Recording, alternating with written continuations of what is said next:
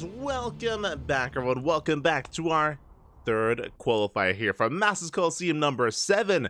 We earlier wrapped up with the Asia qualifier a couple of days ago. Yesterday, we wrapped up with the Americas qualifier, and now we are here with Korea. Welcome, everyone. Welcome. I'm, of course, host Live VIP, and with me, I'm joined by my lovely plushies, by the people in the chat, and everyone, once again, Merry Christmas, and I hope you're all having a beautiful end of the year, and of course leading into the new year as well, as we're leading into our first series, our first best of 3, and spawning in the bottom left hand corner of Alkyone, we have our South Korean Protoss player, the red Protoss representing Twisted Minds. It is Classic. And spawning in the top right hand corner, we have as opponent, we have the South Korean Terran player, the blue Terran representing Onside. It is Ryung. The Tuna Terran himself. Let's go again. Welcome, everyone. Welcome, exclamation mark B in the chat if you guys want to have a look at the bracket yourselves. The bracket is a small one, but all the people that we expected to rock up are here. Essentially, the way this works is that for Masters Coliseum 7, there are a plethora of invited players, many invited players to the event based on their performances in World Team League as well as their performances in Kung Fu Cups for the winter season of WTL. As a result, most of the Koreans have been invited, players like Shin, Bunny, Maru, Kyor, Byun, etc., etc. Many of the big names, like Solar Dark, for example, but a couple of big names have been left aside here. Whether it's their lack of performances in WTL or their lack of participation in WTL. That's why if you look at the bracket, it's a little bit smaller. Classic isn't a part of WTL. Twisted Minds does not have a World Team League team. They tried to compete, they tried to qualify, but they did fail. They did get knocked out in Code A, I believe. Likewise, Cloud9, which is Gumihyo's team, not a part of WTL, so that's why Gumihyo is also here.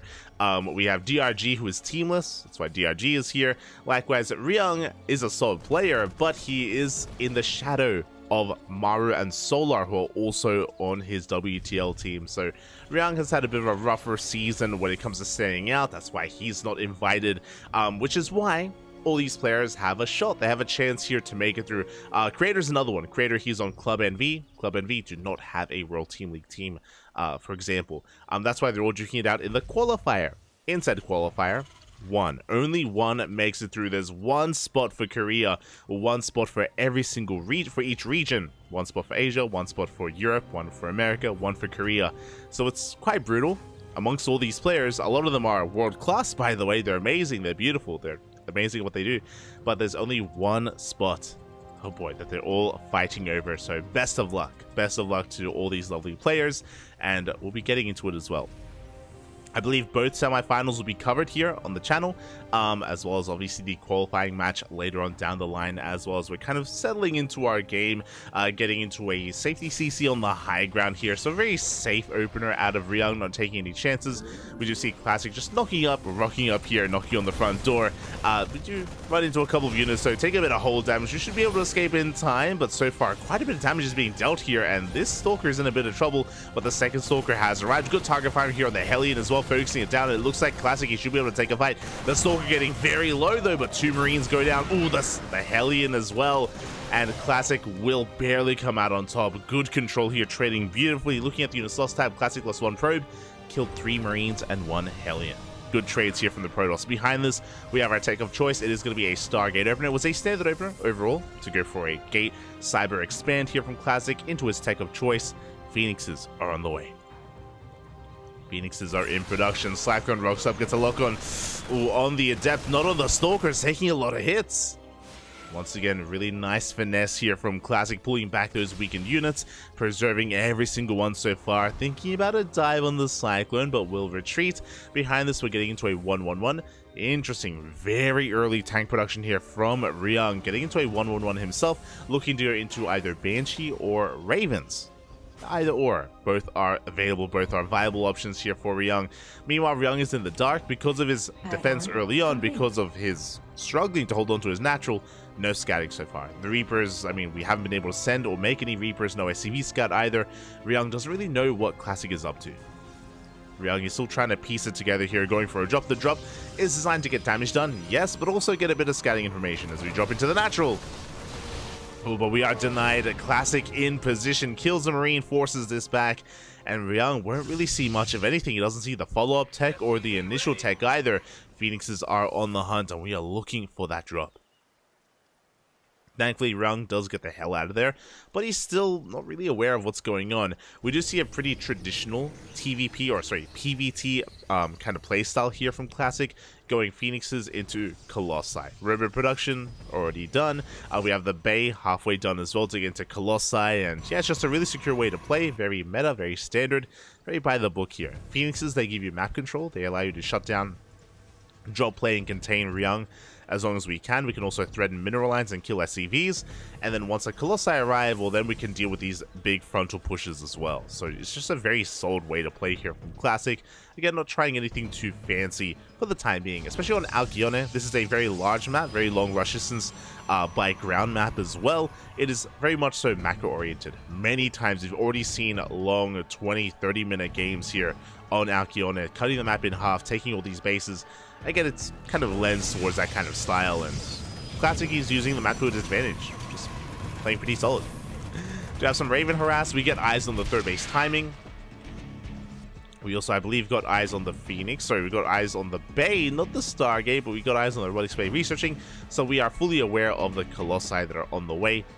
I'm sure we've pieced together as well that it is going to be Phoenix's Nopling Stalkers. Raven has to get the hell out of there. So far, Ryung has done a great job at avoiding these Phoenixes. Both with the drop earlier and this Raven, Classic has had a hard time hunting him down. And Ryung behind this is going to be just turtling up here on these two bases, going into a faster third though. Pretty fast third here from Ryung. As we mentioned before, because of the defender's advantage here on this map, because of the rush distance by ground, typically not advised to go for two base all-ins, so Ryung very quick to take a third base and should soon be landing it on location. He's pushing at the moment, yes, but really he's just kind of vying for map control. He's just forcing a reaction out of his opponent. I don't see him committing too hard. He doesn't have disable research, so he can't really dive into these Colossi anytime soon. He can threaten, yes, but not much else. As you can see here, he's just taking a position at the Zonaga. Again, no real intentions of trying to push up this ramp into the base. Just taking control of the map, as we do have a Winter Mine drop being sent out towards the left-hand side. Ideally, we do want to distract Classic and pull his attention towards the main army to allow this drop to get damage done. Here we go. We scan that third base location. We get eyes on the army. The army is going to be pulling back for the time being, and here comes that drop into the natural. This time, nothing in position. This time, we have potential for damage, but Classic does pull away in time. Wouldn't mind not getting anything done. Meanwhile, we drop into the main, but we have a big warp into Stalkers, and we can't really commit here. We can't really get too much. It looks like we can get maybe one probe. Up! The unburrow. Oh, we will lose that Winter Mine. Medevac's going to be hunted down as well. A good cleanup here by Classic. At the same time, Ryung did not find an opportunity to push in. He's still stuck out on the map. Classic does get eyes on this with the Spotter Zealots. And behind this, Ryung is expanding, taking his third base, keeping up with the economy of his opponents. Classic may have more workers, that is true. Classic had a faster third, but that is typically how things should be going here. Protoss does need to be up a base, which is why I would say that this fourth base is a little bit late for Classic, as he's now working on it. But we see why the fourth base is late. We're taking.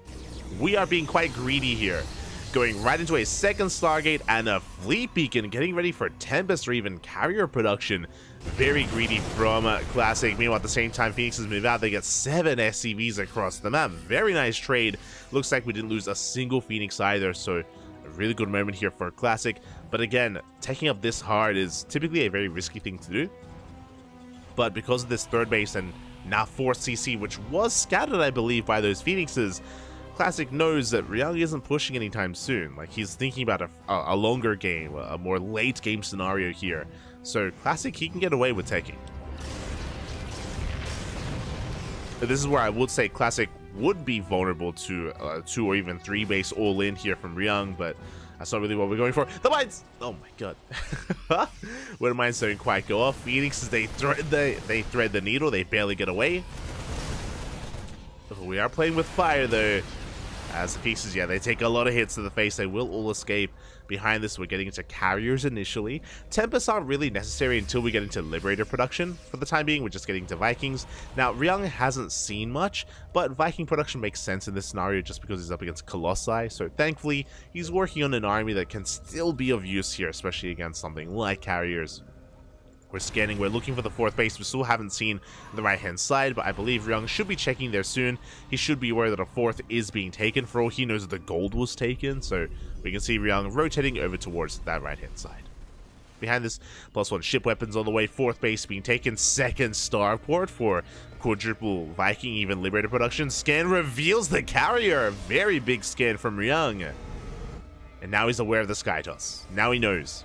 He knows that Classic has been greedy. He has been rushing into that higher form of tech. And can we punish it? I don't believe we can. Look at all the stack defense. Cannons, shield batteries. We are so ready for this. Big disable.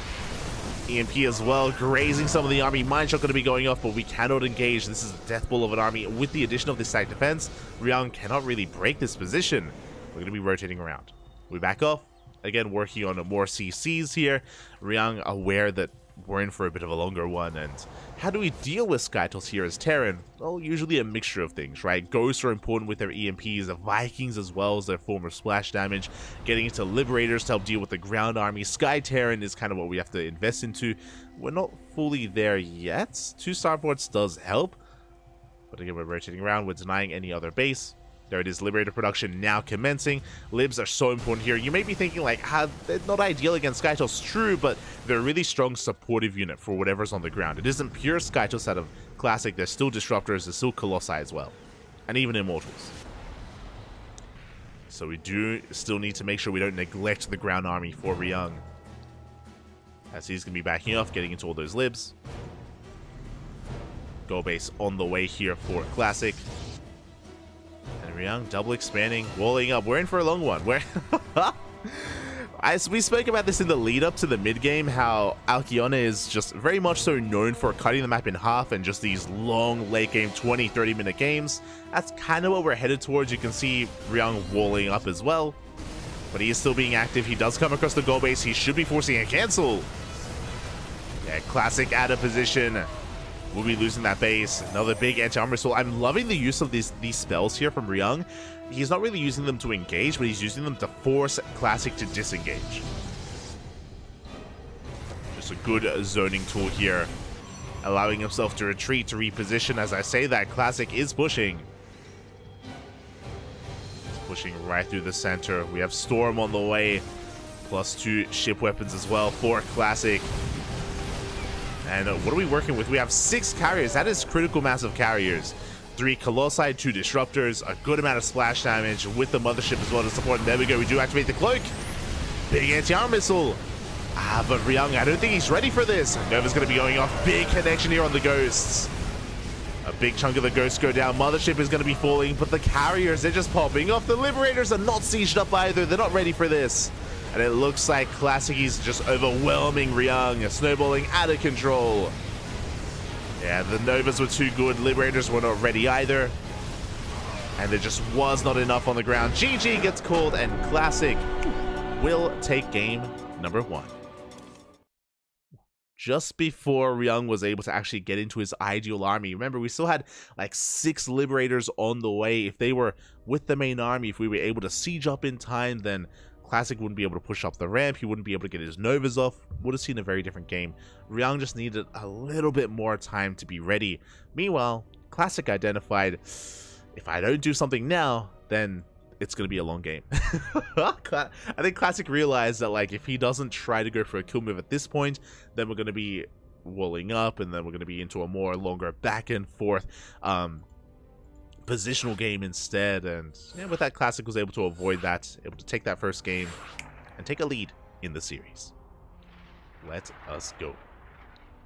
Again, it wasn't a bad move for Ryung to like be active and to snipe those bases. It was good moves out of Ryung, definitely. Definitely was, but unfortunately he just was chased back home, and again he just wasn't quite ready for that timing, for that push. Was not set up for it, and now we're getting into game number 2. I promised that for the semifinals we will have predictions. So it's a little bit too slow to get predictions going to begin with, but up next. We'll get there. So much for that being alone, right? Yeah, exactly. Like we were working towards it. You know, Ryung, he was getting a 5th and a 6th base. Classic was working on his own 5th as well, but was able to go for that kill shot. Was able to again end it before it could really kind of get out of hand. Here we go.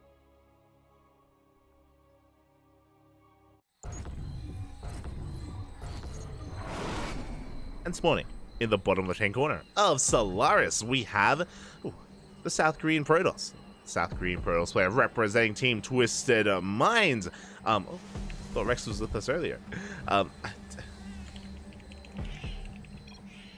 we're good. Representing Twisted Minds, it is Classic. And spawning in the top right-hand corner, we have the blue Terran player from the land of South Korea representing on-site. It is Ryung. I thought Rex was with us earlier. Shout out to Rex, by the way. Rex, for those who maybe are unaware, he was once a pro gamer. Still does he still does compete from time to time. He's the best Zerg player in all of Taiwan. But as of the past couple of months, I want to say maybe 4 months, Rex has been casting in his own native language. Has been like slowly transitioning into a caster over at his own channel, which is really cool to see. He has been covering events like WTL, like Master Coliseum, at times ESL Open Cups, I think, yeah, every now and then. Good to see. Good to see. Oh, hello there. As we do see Ryung going for the eBay block towards the natural, but oh, we are here to deny it. Oh my god, Classic. So quick to check, so quick to respond. Boys are being pulled, and despite the attempted eBay block out of Ryung, Classic is gonna shut this down. Oh, we're gonna double down, and we throw down a second eBay just to delay a little bit longer here. Ryung should be canceling both, but a nice attempted delay here from Ryung, making the best out of a really rough situation. As we mentioned before, we spoke about this a lot over the past couple of weeks, but in the new meta with the new Cyclone, as we can see, single gas opener for an add-on swap for a faster factory, delayed CC from Ryung, ideally with an eBay block. If the Protoss player scouts too late, then the eBay will get too much progression and the Protoss will be forced to expand elsewhere at the linear third or triangular third. And that is where this factory-based opener is really deadly, because you go for the add-on swap and you go for Cyclones, and trying to defend these exposed bases against Hellion Cyclone, especially with the new Cyclone, is so difficult for Protoss. We've seen Protoss just die over and over again to that kind of aggression. So a lot of these top-tier Protoss players have been very, very adept at adapting and also checking and scouting and denying these eBay blocks. So really good play out of Classic. Really solid to be able to deny that, able to get his expansion where he needs it to be, and now he's able to get into a more comfortable game. Meanwhile, Ryung is still committed. I do love that he isn't going for the add-on swap. He's aware that, you know, again, he doesn't really have as many opportunities to take advantage of his opponent, so this time he's just sticking with the reactor on the racks for the time being, gets a couple of Marines, zones away that Adept. There we go, now getting into, I imagine, additional Cyclones. He's got one for now, there we go, additional, or 2 more on the way. Now, because of the positioning here with the shield battery, we can cover 2 bases. This isn't as powerful out of Ryung, but he's got to make something happen here. Remember, his CC is delayed. It's later than normal, so he has to make it worth it. He has to make this build worth his while. Ooh, and he does get here just before the shield battery finishes. Uh-oh.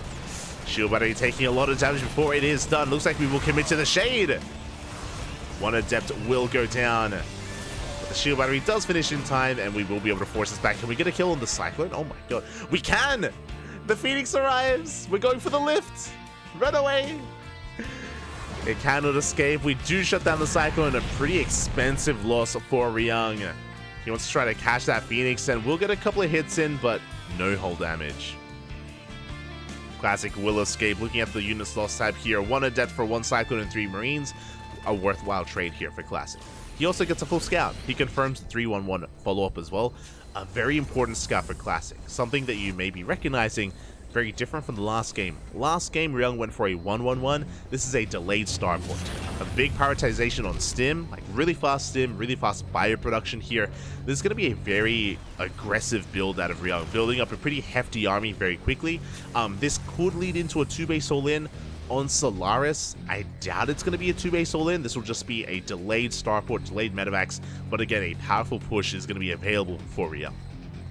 Behind this, once again, Classic going Phoenix Colossus.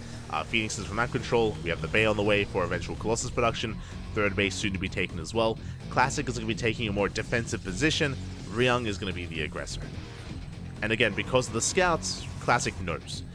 Now we can see that the starport is already on the way. We've seen some Terran players delay this starport even further and just pull the boys and go all in, or even just go for a bit of a faster 3rd TC just to make up for, you know, their kind of delayed economy. But starport is already on the way here for Ryung. We should be seeing an add-on swap and getting to medevac production as soon as possible. Speaking of, that's a lot of Marines. We are pushing out. Phoenixes will scout this. Good scout out of Classic. Does get eyes on the army pushing out across the map. Shield battery already done. Again, the foresight of Classic to throw this down because of the scout earlier. He is aware. Cyclones dishing out quite a bit of damage already here, but we are in position. We have 3 sentries. Plenty of force fields are available. So Ryung has to be very careful with how he engages. Again, there's a pretty brutal choke point at the ramp and here on the right-hand side. You don't want to get caught out. You don't want to be like you don't want to lose half your army to a force field. Ryung is going to back up for now. I believe he's still just waiting for his medevacs. Medevacs are still on the way. Stim is done, and here we go. We're working through those rocks so we can just help out our reinforcements. Ryung throwing down his 3rd CC on location.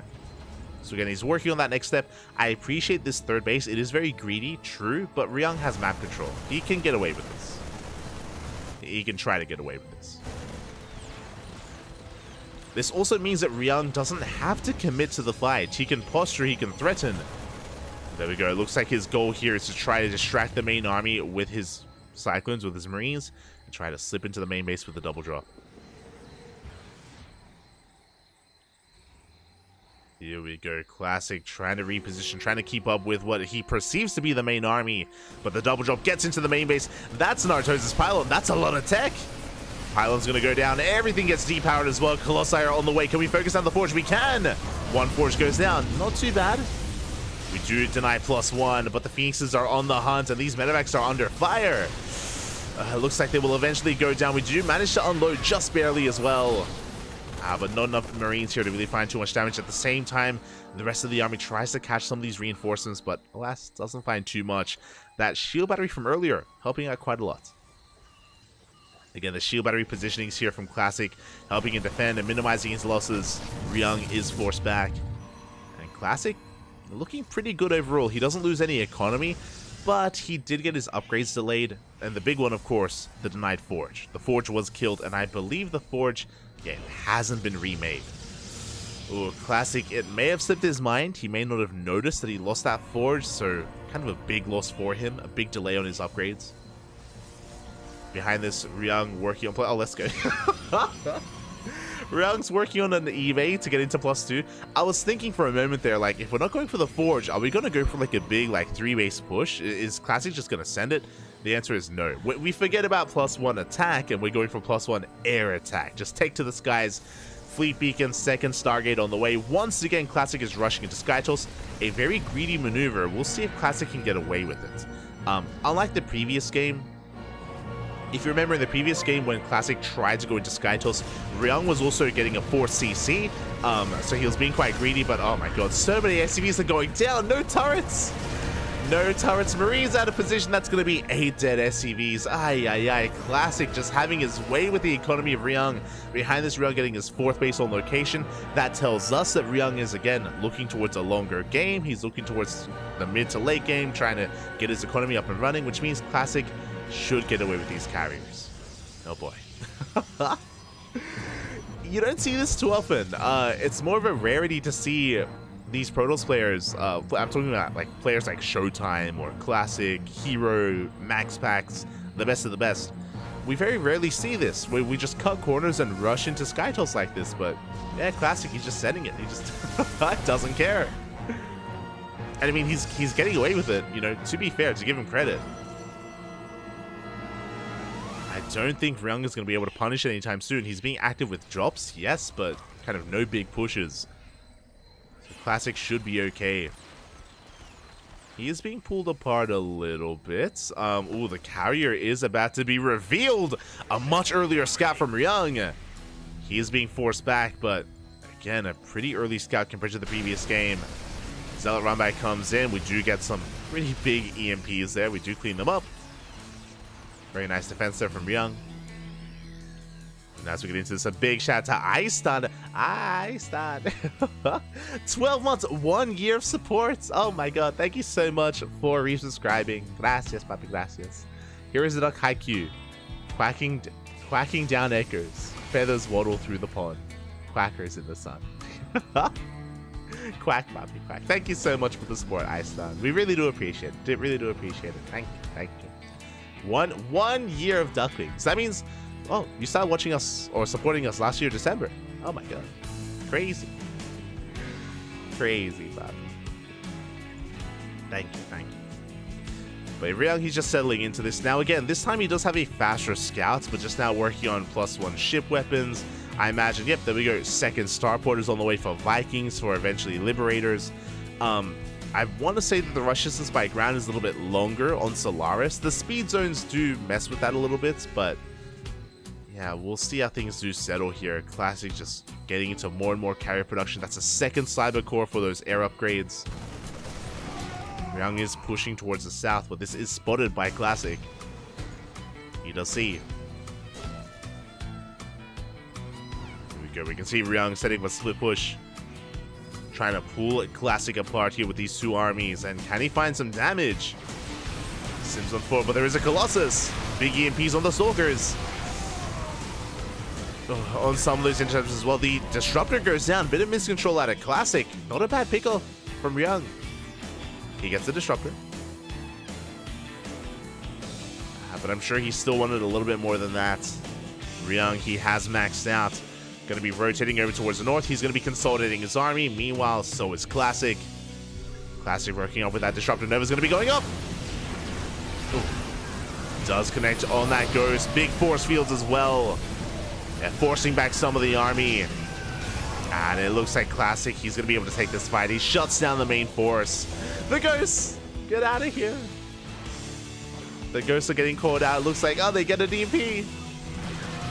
One will go down. Nice snipe out of Classic. And now we have Fusion Core on the way. Oh no, we're going for the recall into the main. The mine shot. We take a mine shot to the face and we do barely manage to recall in. Can we though? The mothership goes down. Oh my god. The MVP turrets. That would have been disastrous, by the way. Like, Ryung was not really set up whatsoever to push into the main base. Whew.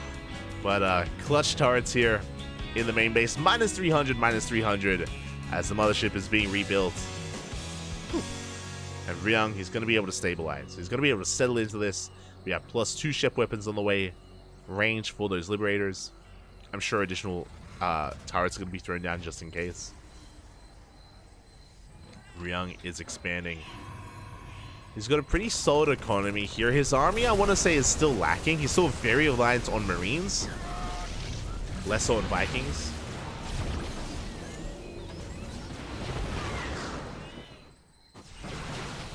Here we go. We are just pushing. Shaving off a couple of units. You see Classic rotating towards the center. How many carriers do we have? We have 8 carriers. Oh my god.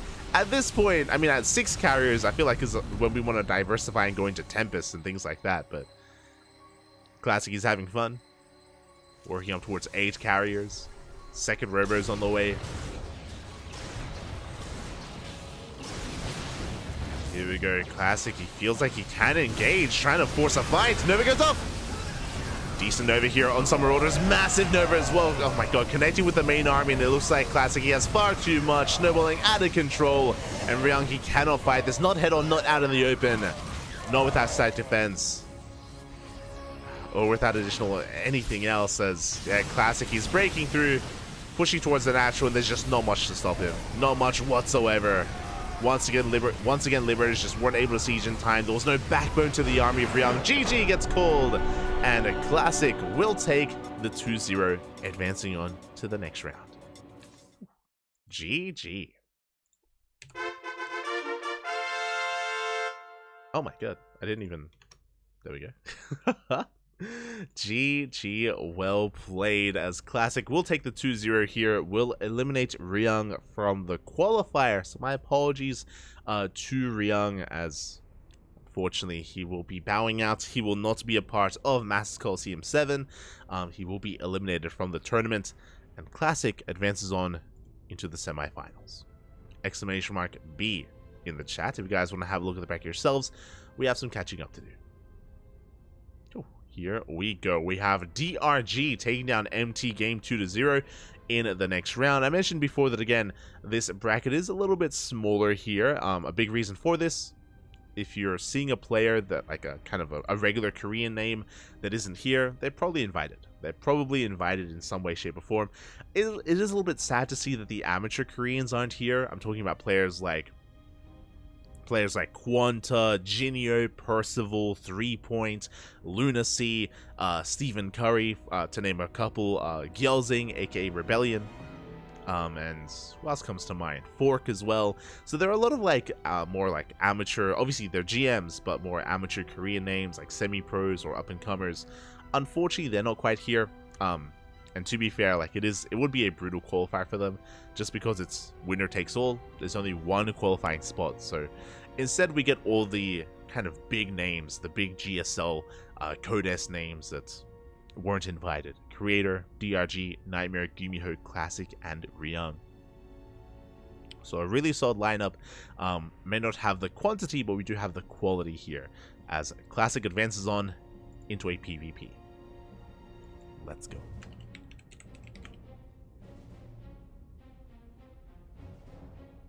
Let us go as we try to quickly set things up. Vetoes are underway, and up next we have Classic versus Creator in a PvP. Lamos. Meanwhile, the other matchup that is ongoing is Nightmare versus Gumiho, and that's another really good one. That's another really close series as well. Could go either way. Gumiho is, I would say, the favorite player there. But I would also say that Nightmare's best matchup is PvT. Nightmare, he can go toe-to-toe with the best Terrans out there in the world, so that's not going to be an easy one for Gumiho. Even though I say that he's the favorite player, I would not be surprised if Nightmare wins that series instead. Would not be surprised, so best of luck. Best of luck.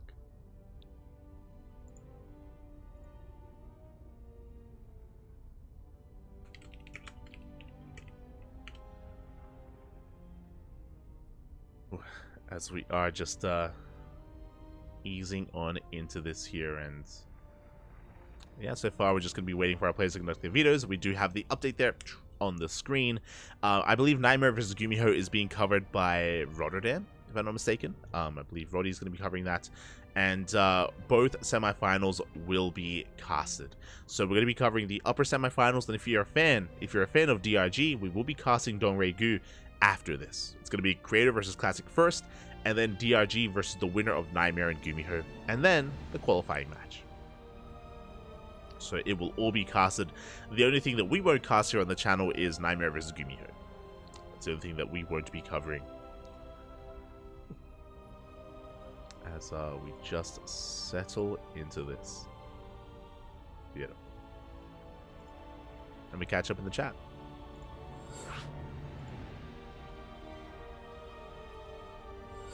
When is the main tournament? I don't know if there's a set date. Let's double check. I know it's going to be next year. Obviously next year.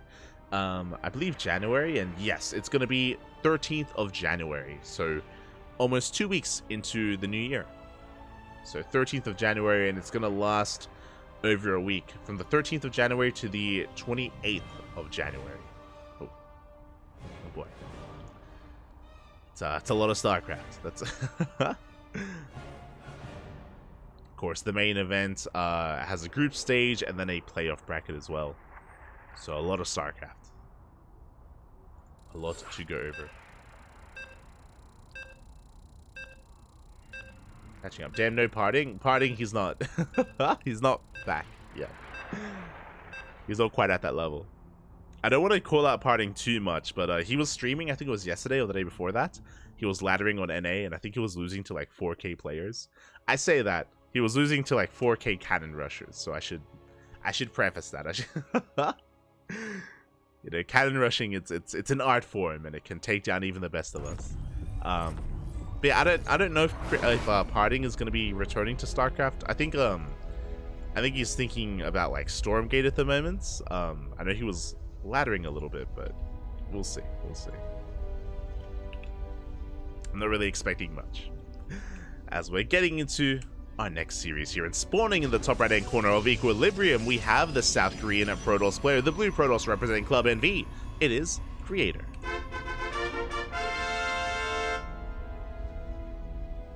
And spawning in the top left hand corner, we have as opponent, we have the South Korean Protoss, the red Protoss player representing Twisted Minds. It is Classic.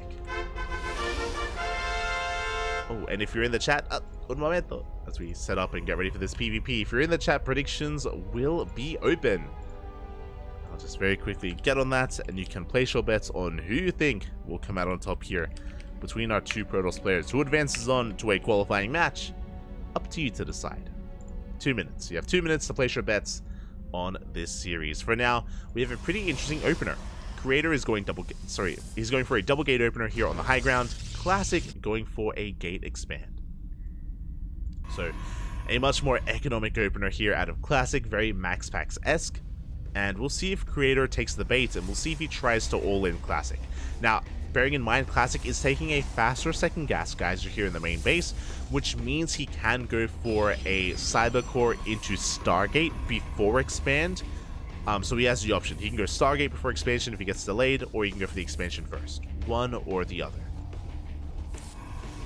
Meanwhile, across the map, Creator, again investing into those two gateways, is going to be looking to be a bit assertive himself. Does throw down the pylon, does go for the scout, does get eyes on both gas geysers, does pull back. Again, the goal here for Creator is just to be as annoying as possible, delay the expansion for as long as he can. Zealot has arrived, and we are close here to throwing down that Nexus, but oh, we get another pylon. And there it is, there's the Stargate from Classic. I expected it to be here on the low ground, but it was thrown down in the main base, and Creator does confirm.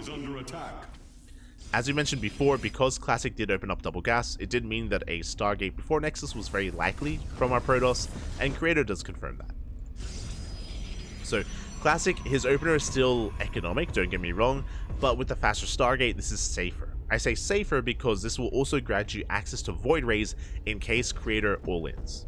Like, if he all-ins, then we have access to faster Void Rays and a more defensive position here back at home. It should be an Oracle first. Oh no, we're going straight for the Void Ray. Okay, very safe play here at a Classic. Oh my god. Usually we go Oracle and then Void Ray, but yeah, with this, again, Classic, he's just a little bit paranoid about his opponent. We even have, yeah, second pylon on the low ground. We have a shield battery already on the way. Classic is ready for aggression. Meanwhile, Creator is doubling down. That is a third gateway from Creator. Oh my god. Proxy pylon is thrown down. Stalkers have arrived. Creator, again, his goal here is to be the aggressor, is to try to punish the greed of Classic, and we'll see if he can pull it off. Getting quite a bit of damage done already to that shield battery. Second shield battery is on the way. Void Ray does arrive. Again, the Void Ray first is paying off for Classic. Across the map, Classic, he scouts. He does check with the Adept and does confirm that there is no Nexus. Another pylon is thrown down. And Creator, he could go for a 1-base 4-gate all-in. He's got 3 gateways for now, and we are going not for a 4th gateway. Proxy Stargate. Okay. Now, a Proxy Stargate is usually just for Oracles, so I'm curious where Creator takes us.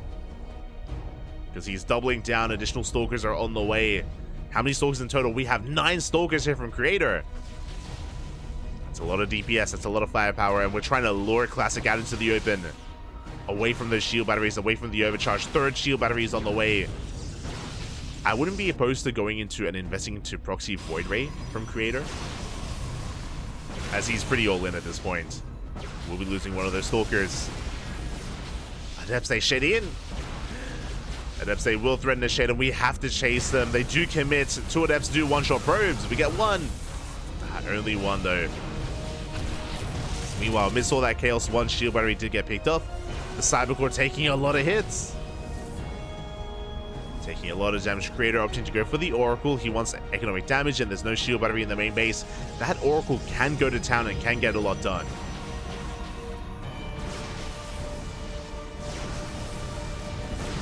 Void Rays, they turn around, they commit, they know they have enough. We have enough numbers. We chase this down. At the same time, the Oracle does get into the main base. Probes are falling, but the Void Ray comes out just in time. Oh my god. The Void Ray arrived just in time. We shut it down. 3 probes went down, but Creator, now suddenly his defense is turning into an offense. He's going to be backing off. It looks like he's looking for the proxy. He wants to shut down that Stargate. Behind this, Creator is expanding. He's trying to transition out of this. Stargate has been found. Another Oracle dives in. We get another handful of probes. 7 in total. Not bad. But the Void Rays are on the hunt. They're pushing out into the main base of Creator. Those probes are going down. Remember, we don't have a Twilight Council. We don't have Blink. So these Void Rays are pretty safe. The Void Rays should not fall. As long as we're paying attention.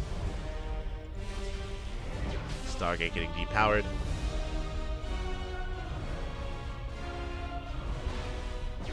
And Creator, he is catching up. He's still behind when it comes to the worker count, just because Classic has been mining more for longer. He's been producing 2 workers for longer as well.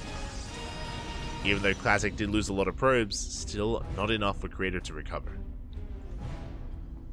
And that is 4 Void Rays rotating towards that natural base. We do have a shield battery, thankfully. Twilight Council is done. Blink is on the way for Creator. Likewise, Blink is also on the way for Classic. We can fight this. Yeah, there we go. We focus on 1, 2 Stalkers. Can we get a 3rd? We can get a 3rd. Oh, but we're overextending. A little bit too greedy out of Creator. We'll lose 1 of his Void Rays. I'm sorry for Classic, but it's just too much anyway. GG gets called, and Classic will take game number 1. GG. Oh my god. Again, Creator, he did not do enough damage, and in a mirror matchup, it's really brutal to be behind. Creator clearly recognizing that he could not recover from being at such an economic deficit. He was down 8 workers.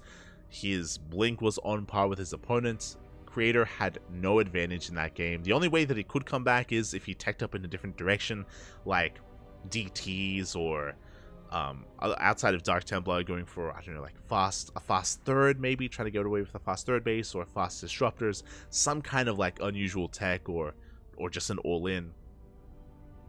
But Creator does tap out. Ooh. And with that, Classic takes a lead in the series. GG. With that, we're going to be getting ready here for our next game. The game number 2. Just going to be waiting for that lobby.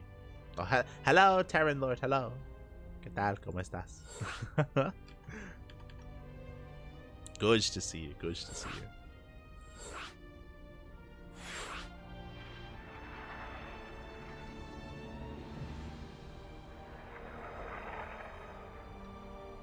So we're getting ready for that next game. Again, PvP can be brutal. I mean, mirror matchups in general can be quite brutal, just because you have the same tools as your opponent, and if you start falling behind, it can be just so difficult to come back. There are certain comeback mechanics, that is true, but at times they can be difficult to get into. Can be difficult, especially at this level of play, where you expect your opponent not to make any mistakes moving forward. Here we go. We're getting into game 2 on Solaris. That's our second map. And spawning in the bottom left-hand corner of Solaris, we have the South Korean Protoss player, the blue Protoss representing Club NV. It is Creator. And spawning in the top right-hand corner, we have his opponent. We have the South Korean Protoss, the red Protoss representing Twisted Minds, leading the series 1-0. It is Classic.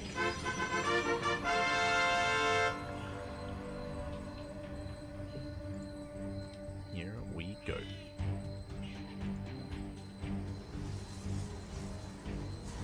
Now, this time, Classic is not going for the gate expand. We do have the pylon on the high ground, and it's going to be a 2-gate opener out of our red Protoss player. Likewise, we're seeing the same from Creator as well. So this time, Creator won't be tempted to go for a 1-base all-in. He won't be tempted to harass and push and be as aggressive as he was in the last game. Instead, we're going for a much more even game state here in the early game. Now, players can still be aggressive, don't get me wrong, but things can take a very different turn here. So our 2 gateways are on the way. Both players are going to be keeping an eye on where the second pylon is, checking if it's thrown down in the main base as well, as we should soon be seeing our follow-up cyber cores and our second pylon soon as well. As we can see, neither Classic or Creator have a probe out on the map. Like, there's no one out here to throw down like a fake proxy pylon or a real proxy pylon. So both players will scout each other, they will confirm the pylon placements, and they should be feeling pretty safe and sound. They are aware that there is no early game aggression, not yet. Is no proxy. Now from here we can now determine what our first 2 units of choice are going to be, and that'll also give us a little bit of insight as to the approach of our players. And there we go, it's going to be double Stalker out of Creator, it's going to be double Adept from Classic. Now these Adepts, they can move across the map a lot faster. Their goal here is to try to slip into the main base and get economic damage done, and also get some scouting information as well. A much more aggressive opener out of Classic, and we'll see if we commit. What I mean by that is we can double down and make 4, 6, and even 8 Adepts. Classic can double down on Adept production, but there we go. He's only going for 2, and then going for a double Sentry afterwards. Okay, so a much more reserved opener. Aggressive to begin with, but very safe afterwards. With these Sentries, we get access to Hallucinations, and Hallucinations are king in PvP. They see everything. They can scout everything, I should say. Oh, good movement out of Classic. He avoids the Stalkers. He does avoid them. He slips in. The wall is not a wall, and this is gonna get too much done. Oh my god. Boys are being pulled, and this should never have happened. We get 4 probe kills, 5, 6, and counting. And this is getting out of hand. This is already getting out of hand. This early on, 7 probe kills. Can we get an 8th? Ay, ay, ay. Meanwhile, across the map, the Stalkers try to push in. They get 1 Sentry kill, but only 1. We do see we're going to be pulling back. Another Sentry was morphed in, a Stalker as well. 7 probes. You can see how much of an advantage Classic already has. Oh boy. Behind this Creator, he went for a Stargate opener, going Oracle first. Classic already saw this, he scouted, which means he has the option to go into Phoenixes, as he himself is going for a Stargate as well. Stargate behind the mineral line, Oracle in production. Adepts are shading in, but they do not commit. And again, there's a lot of pressure on Creator to get damage done. He needs to try to come back here in this game. Whether it's with harassing Adepts or the harassing Oracle, we need some damage. Phoenix is on the way. Again, Classic, he already scattered the Oracle. He knows it's coming. There we go. We have additional Phoenixes on the way, and things are looking a little bit rough here for Creator. Decent force fields with the Adept. Oh, gets away. I spoke too soon. Adepts are going to be going down. At the same time, Oracles, they dive into the main base where we're lying in wait. We're going to get a couple of rope kills. Not too bad. Getting 3 in total, but we come in from the right-hand side, and we do catch both Oracles in the end. 2 Oracles for 6 probe kills. Not ideal. And are we going to get more probes? Oh, God. We are. We get what? We get 2. 2 workers have gone down. Adepts, they shade into the main base, but we are here to lift.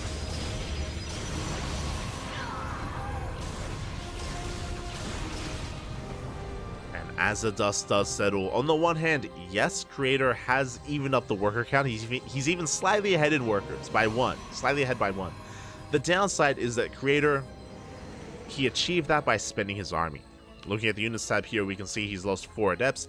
He lost 2 Oracles as well, which is brutal. And this means that Creator is down heavily in army supply. Classic is going for a big counterattack, and Creator is vulnerable back at home. We have a shield battery on the way that will help. We have a second pylon as well to make sure that everything stays powered.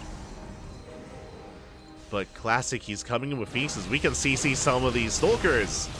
And boys, they have to be pulled. Good force field. Do focus down one of those Stalkers, a second Stalker as well. And does Classic have enough to break through? It looks like he does not. We hold. Again, good force, good shield battery positioning. The boys were pulled in time as well, and Creator, he holds. Thankfully. I was really concerned the game was going to end here and now, but we do manage to get into this. Blink isn't done, so Phoenixes can be a little bit cavalier here in the main. Taking some extra hits, although quite a bit of hull damage actually. Classic has to be careful.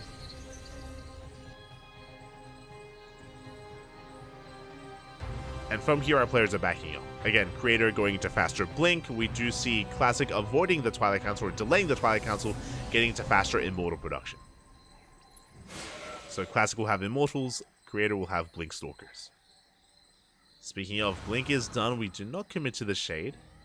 That's going to get the hell out of there. +1 is on the way. We do have that Twilight Council for eventually charge. We could just skip Blink entirely and go straight to charge. We'll see. Phoenixes, they come back in. Oh, the Stalkers out of position. We get another 2 probes. And we do not get eyes on the third. We are a little bit in the dark. How many Stalkers do we have? We have 12 Stalkers to the 5 of Classic. We're pushing in, but the Immortals are in position. Yeah, we do force a Blink. So far, Creator doesn't find any damage. Not yet. Meanwhile, across the map at Epps, they're going to be threatening a Shade. They do get into the mineral line. Ooh, and they will get a couple of probes. They get 2, they get 3, they get a 4th towards the end, and a 5th as well. 5 probe kills, and we scout the 3rd base. Very nicely done here by Classic. Now, thankfully for Creator, his 3rd is faster than that of Classic, so even though Creator did lose a lot of workers, we can replace them a lot faster.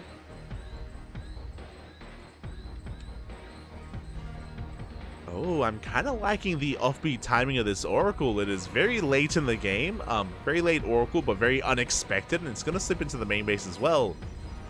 We're not getting much done there. Yeah, Creator, he's given enough time to warp in, to defend. And the game is going to be calming down from here, where we're settling into this. Again, with the faster 3rd, Creator, he is far ahead in probes. Classic, though, ahead in upgrades. Working on +2, while +1 is still on the way for Creator. So Classic has that upgrade advantage. As we mentioned before, he is skipping Blink, going straight into Charge, going to Archon. So Charge or Archon Immortal will be the main composition of choice here from Classic. Less Stalker heavy. Meanwhile, Creator also transitioning into a Gateway composition with Archons as well.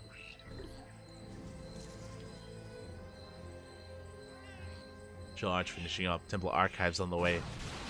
Both players just vying for map control. Creator, the first to expand, just extending his economic lead. He had the faster saturated 3rd into the 4th. Classic setting up a proxy gateway here to warp in.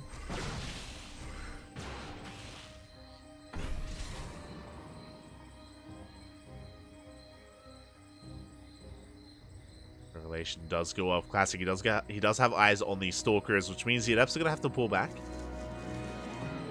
Unfortunately for Classic, the Stalkers are looking for the Oracle and the Phoenixes, and they happen to be in the same area as the Adepts.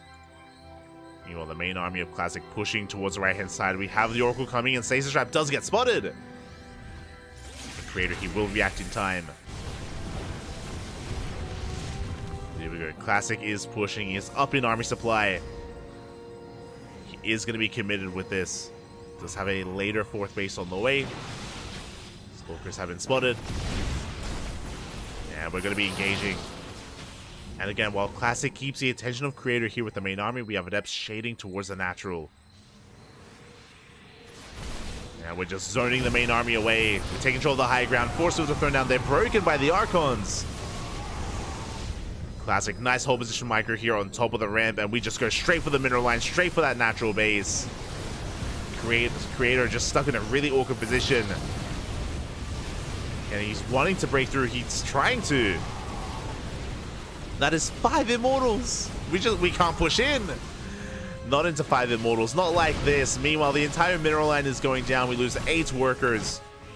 Zealots are being cleaned up. But we have more. We have plenty more Zealots where that came from. Nice juggling here out of Creator. But he just can't push in. He's just zoned away. Yeah, he's just cut off from his natural base entirely here. Creator cannot defend. GG gets called. And Classic in one fell swoop takes game number 2 and the series 2-0. GG. God, Creator just unfortunately didn't have eyes on the main army. He didn't see the movements, and he was just locked out of his own house. Basically, he was just just locked out. He could only look over and watch as his natural base was on fire. Just everything was dying, everything was going down, and just could not defend.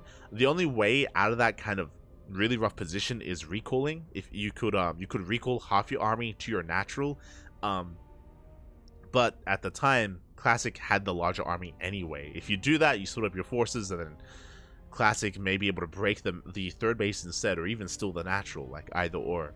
Just a really awkward position for Creator. Classic will take the 2-0, will advance on to a qualifying match. GG. GG, well played.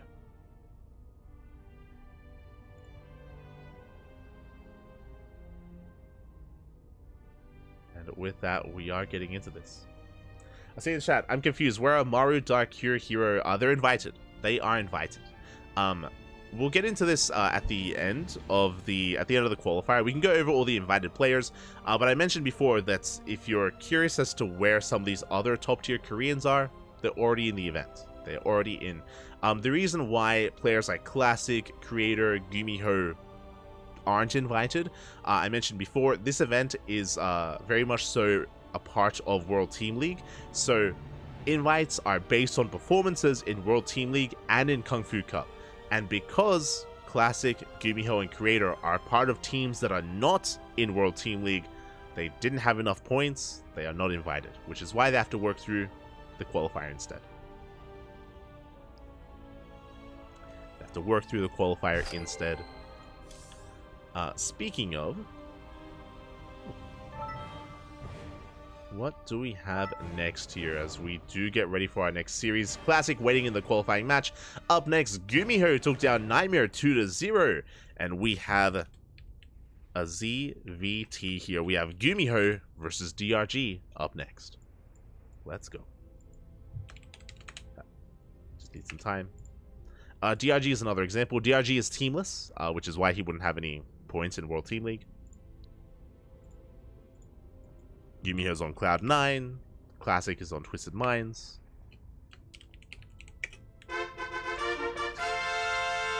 My apologies, I pressed the wrong button.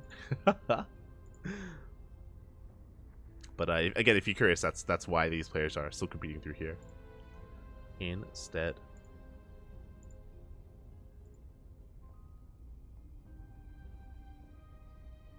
And we will be getting those predictions ready for our next series.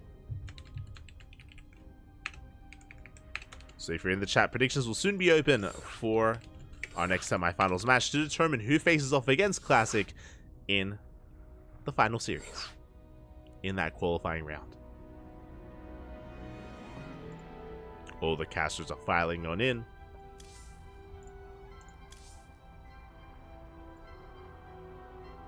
We are setting up for this.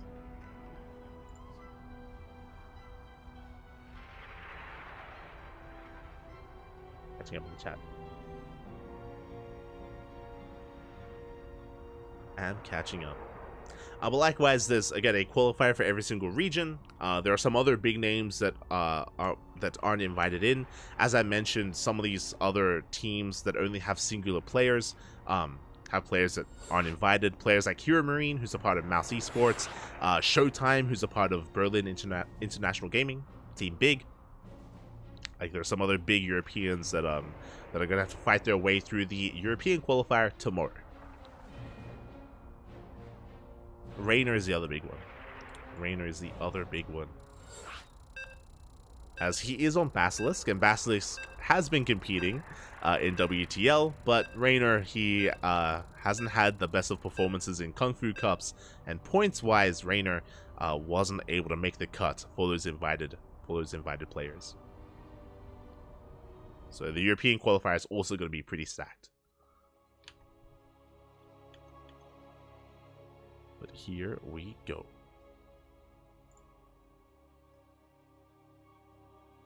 And if you're in the chat, predictions are open. Oh. Place your bets, Bobby. Place your bets. Predictions open. Place your bets on who you think. Oh god.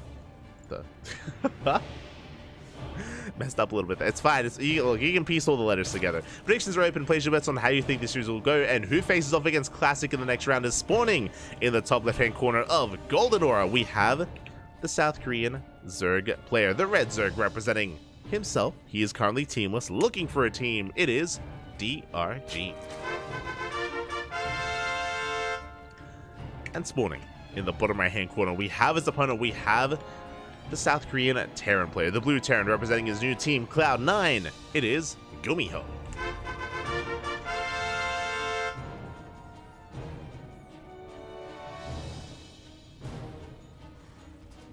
Boy, again, it's not just about the Protosses here in the qualifier. We do have that one lone Zerg player, and DRG looking to try to make an insane run here. DRG, we actually were able to cast quite a lot of him over the past month in the IM Katowice qualifiers. DRG alongside Classic, they were so tenacious, playing in every single region's server qualifier. In Korea, in Europe, and in Asia, and in the Americas as well. And DRG was looking damn good. He was even looking to take down Byun in the Korea qualifiers, if I'm not mistaken. Where DRG was leading 2-1, and then Byun was able to bring it all back in a best of 5 and win it in the end and qualify for IEM. But DRG, he was so close, so damn close. He was looking so strong, so powerful, and we'll see if he can make up for it here in the Masters Coliseum qualifiers. We'll see. But now it's going to be a 2-Rax opener out of Gumiho. It's going to be 2-Rax Reaper. We have the option to go for a 3rd Rax as well, but Gumiho is looking and opting to go, I imagine, for an expand behind this. So just 2 Raxes for the time being. For those that are curious, this opener is designed to punish and contain your opponent, punish the 3rd base essentially. If DRG is a little bit too greedy, if the Overlord doesn't scout, which it isn't by the way, then we could actually force a cancel. We could contain DRG to 2 bases. So far, the Reaper does dip into the main base. We do not get a kill on the drone. Good control out of DRG. Does keep the worker alive as we slip into the main base. And oh, we do force out another Spore. 3rd base soon to be taken. Link speed already on the way. And with the arrival of the 2nd Reaper, it looks like we have recognized what's been going on. 3rd base is still on the way here from DRG, but it is going to be scouted by Gumiho, and Gumiho, he has options. He can make another wave of Reapers. As I mentioned before, his goal here is to force a cancel, is to contain and deny the 3rd. Yeah, we have the 4th Reaper on the way, so we can sometimes go up to 5 Reapers, but we're going to be cutting here at 4, and 4 should be enough to cancel. Queen's are going to try and waddle in, but there's no saving this 3rd. Yeah, we force a cancel, we get a kill on the drone. And this is already worth it for Gumiho. Already well worth it. Resources were invested and didn't really pay off here for DRG. And he is amassing quite a lot of lings. Gumiho has to be careful, he has to make sure he pulls back, and again, Gumiho, he's aware of the link speed timing. He's racing back home, getting onto the other side of the wall. And now DRG's in a really rough position. He invested so much into all these lings. Half of these lings could have been drones. And because he invested all this lava into this, he has to make it worth his while. But there's nothing to do. The Reapers are safe. They're behind the wall. They're not going to go down anytime soon. And the lings can't touch this wall either. So DRG's in a pretty rough position from here. He's droning up as hard as he can. He's retaking his third base. He's spreading creep. Gumiho looking comfortable. And behind this, we're following this up. Oh, with something very aggressive. This is not a 2-1-1. This is a 3-1-1. A third Rax has been thrown down. This is going to be quite committed. It's going to be a very committed push here from Gumiho. We're going to be going for an add-on swap. Oh, actually, I'm curious if we will. Usually we go into an add-on swap into Medivacs. We could keep the reactor on the factory and make Hellions to just add some more DPS to this, depending on how committed we want to be. I'm really curious if we do go for like double Medivac production or Hellion production to see like how aggressive we are. I mean, regardless, it's a delayed third. A very late third TC here from Gumiho. As we are going to be going for the add-on swap. Medivacs is going to be on the way. Stim is about to finish up, by the way. Gumiho is already pushing. DRG back at home. We have a safety Bailey Nest that will help, especially if we did have Hellbats on the way. Queens are pushing forward. How many queens do we have? 6, soon to be 8 queens. A pretty respectable amount. Going to be denying a lot of creep. Queens getting exposed. You can see DRG trying to set up a surround. He's coming in from behind. And it looks like he will collapse on this army. A big pick off here. A big catch on Gumiho. And punishing Gumiho for being a little bit too adventurous with this army as everything's going to get cleaned up. Again, Gumiho, if he wanted to, could have waited. Waited for the Medivacs. That's all we had to do. Wait for the Medivacs. But no, Gumiho wanted to be aggressive. And he gets punished. Whew. And just like that, DRG, he's in a better position here. He's dealt with half the army. Now we can only move out with 2 Medivacs full of Marines. How many Marines died? 12? Oh my god. Essentially half of the army. And now DRG, he's free to drone. He's droning, getting a 4th base. Double Evo chambers are on the way. Lair's about to finish up for bathing speed. DRG is looking comfortable. And suddenly the pressure is on Gumiho. Especially because still no third. No third base. It was already delayed. Oh, we're doubling down. There's still no third, and we're not going to make a third because that is a 4th and 5th Rax. This is looking like a 2-base all-in at a Gumiho. Oh my god. I mean, we are on Golden Aura. Golden Aura has a very short rush distance by ground, so this makes sense. Unfortunately, Gumiho already lost a lot of momentum. That's the problem here, is that if you can keep the ball rolling, if you can start knocking down those dominoes, then go for it, right? Snowball out of control. But Gumiho already lost a lot of firepower here, so this is very risky. A very risky move here from Gumiho. We'll see if it can pay off. This time he's not hitting just with Stim. Combat Shields is finishing up, +1 attack is finishing up as well. Now, talking a little bit about DRG, we have to be careful not to be too greedy.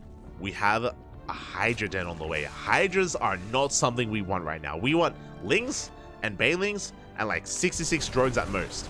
If we tech up too much, if we invest too much into like an infestation pit, into a Hydra Den, Lunker Den, Hive Tech, like this is not something that we can really afford right now just because of how aggressive Gumiho is. We need an army more than anything.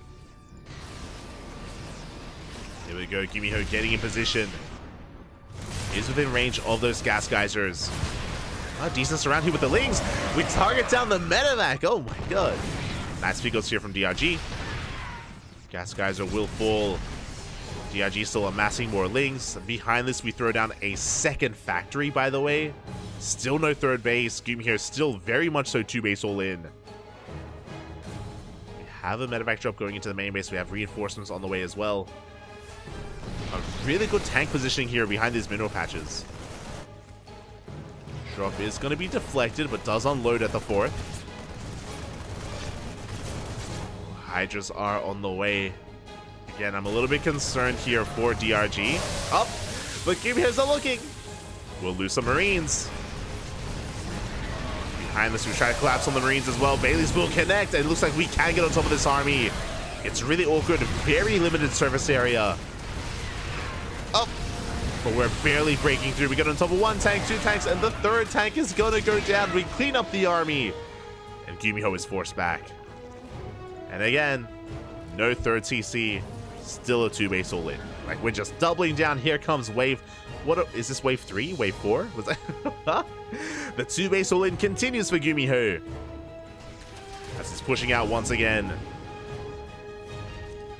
How many tanks do we have left? We have 3 tanks remaining at pretty good tank count. Again, we are cranking out 2 tanks at a time with that second factory. That one tank so very low from earlier. Gumiho is pushing. DRG droning up to 77. Ooh, have we been too greedy? Uh-oh. As DRG is going for a counterattack, he does cripple the economy, but Gumiho, he was all in anyway. He doesn't care. Does not care. 23 ACVs go down. Gumiho is pushing. DRG does pull away. We need as much Ling Bane as possible here. Making as much as he can. One base does fall. The longer this goes on, the better it is for DRG. Gumiho's on the timer. Gumiho is on a timer. He is up in army supply. Bear that in mind. Gumiho can win a fight. Which is terrifying. Tanks are looking to get in position. We catch a handful of reinforcements. DRG setting up for a surround. How many tanks do we have now? 5. 5 tanks with the main army. Now again, DRG has to be as patient as possible. He just has to wait for the opportune moment, make sure he doesn't come in too prematurely. Time is on his side. We need to make use of it. Gumiho is slowly pushing forward, and here we go. DRG going for the collapse. He's pushing in. He gets to one of the tanks. The other tank unsieged, by the way. And it looks like we will clean this up. DRG has more than enough here to force back the army of Gumiho. The medevacs are so low. Can we get them? We get 1. We get 2. Tanks are sieging. A bit of a brutal choke point here, but it looks like we should have enough here with these banelings. Yeah, we take down the final tank. DRG did double expand. He's going to be losing this northern hatchery, I believe. But he has a 4th. And against a 2-basing player, like a 4th is all you need. And DRG should have more than enough now. He should be feeling pretty comfortable. He's got a couple of Hydras mixed in. Yes, but plenty of Ling Bane. 2-2's about to finish up. Another wave of army is coming from Gumiho. Another 2 more tanks. But again, for the most part, Gumiho, he's lost what's been like the main bulk of his army. He lost 5 tanks earlier. That was it. That was his moment.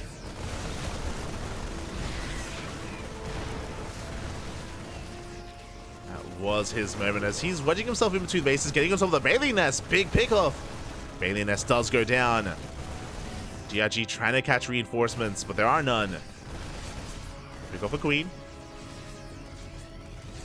Pretty good pickups here from Gumiho. Behind this, he's still amassing another army. Or amassing reinforcements. But it's just a numbers game here, and I don't know if we can really pull this off. The reinforcements are about to waddle onto creep.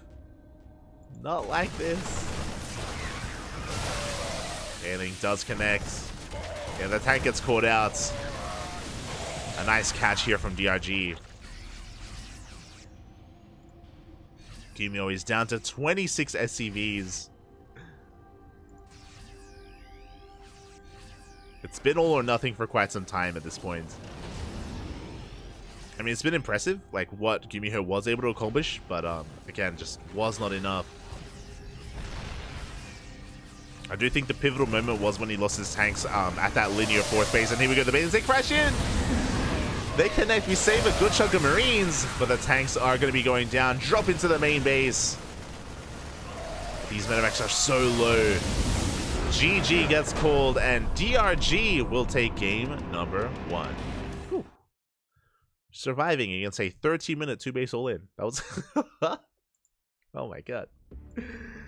GG, well played. And that is a little bit scary because, as a reminder, this is a best of 3, not a best of 5. DRG only needs 1 more here to advance on.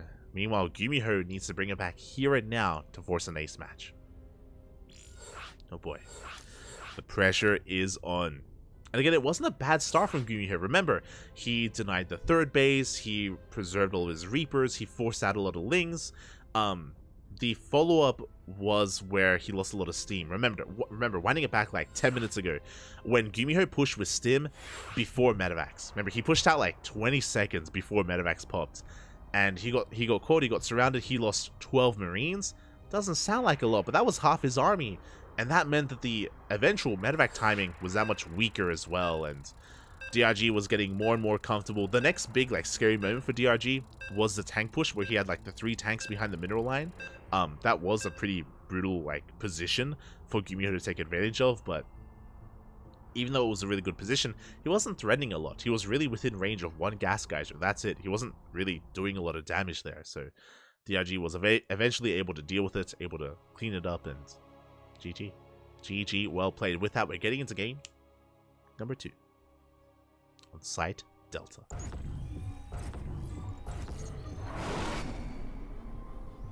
And spawning in the bottom right hand corner of Site Delta, we have the South Korean Zerg player, the Red Zerg, representing Club at one point used to represent Club NV. You know, he's still there in spirits, but currently teamless. It is DRG. And spawning in the top left-hand corner, we have his opponent. We have the South Korean Terran player, representing Cloud9. Down in this series, looking to fight back. It is Gumiho.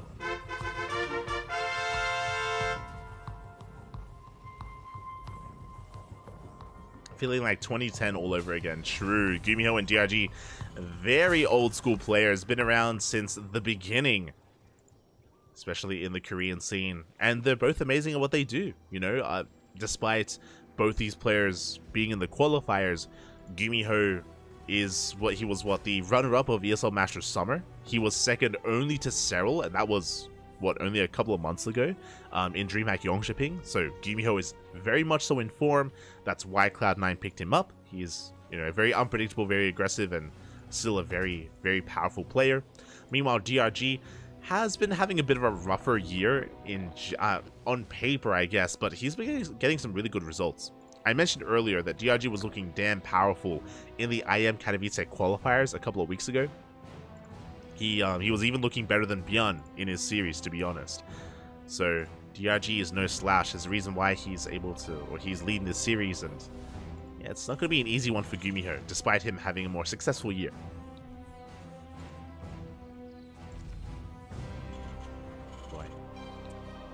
Yeah, these qualifiers are cutthroats. You know, it's single elimination, best of 3s. Only 1 slot, only 1 spot. Brutal, brutal. This time we can see Gumiho is going for a much more standard opener. It's going to be a Rax expand at a Gumiho. No more 2-rack shenanigans. With this, DRG is going to be able to take his natural, and this time he's going to be able to take his 3rd and hold on to it. So both players are going to be a little bit more comfortable in the early game, more so DRG than Gumiho compared to game 1.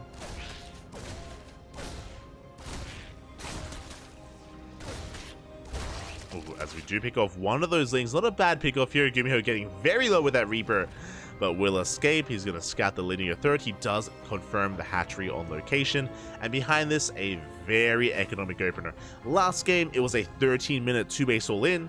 This game, 3cc before start point. The polar opposites, just hyper aggression in game 1 and hyper greed in game number 2. We love to see it.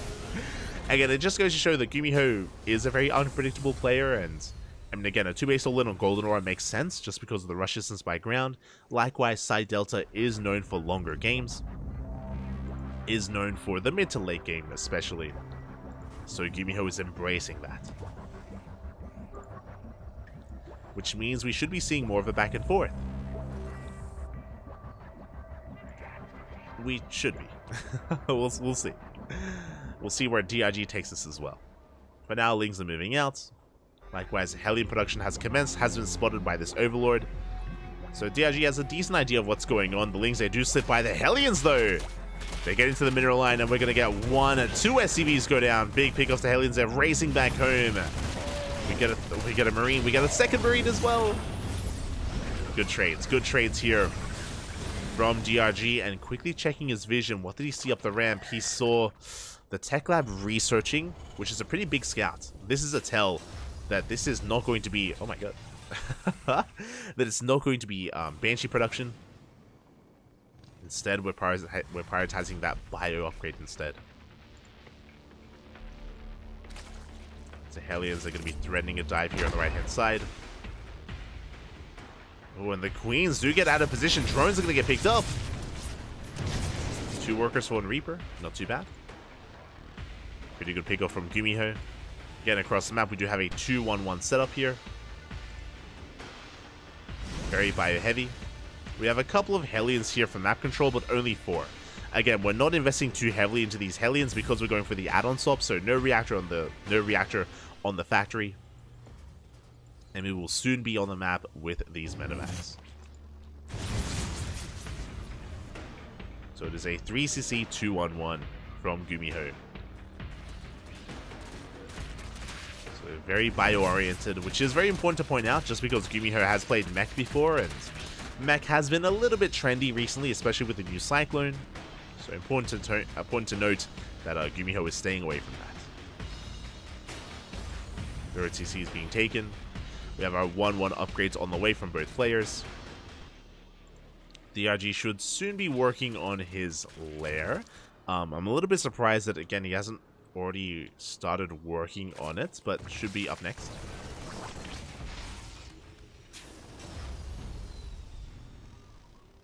And there we go. Lair is on the way.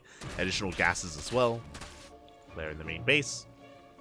Now, because of this opener from from DRG, he's being a little bit greedy. Basically, he delayed his lair, which delays the bathing nest, which delays bathing speed in favor of faster upgrades. So he's going to have very well upgraded lings, but he will have delayed bathings as a result. So it's going to be a bit of an interesting defense here. I mean, so far, he's going to be able to keep up with the drops, and he should be able to get away with this. Again, this opener or this build from DRG is something that you usually do against a player that's going 3cc because they're being economic. You know that you can cut corners yourself, and there's no rush to get into banelings. So DRG responding to the build of his opponent, and yeah, he's going to be able to get away with that. Getting away with a little bit of greed. The more tech-heavy style.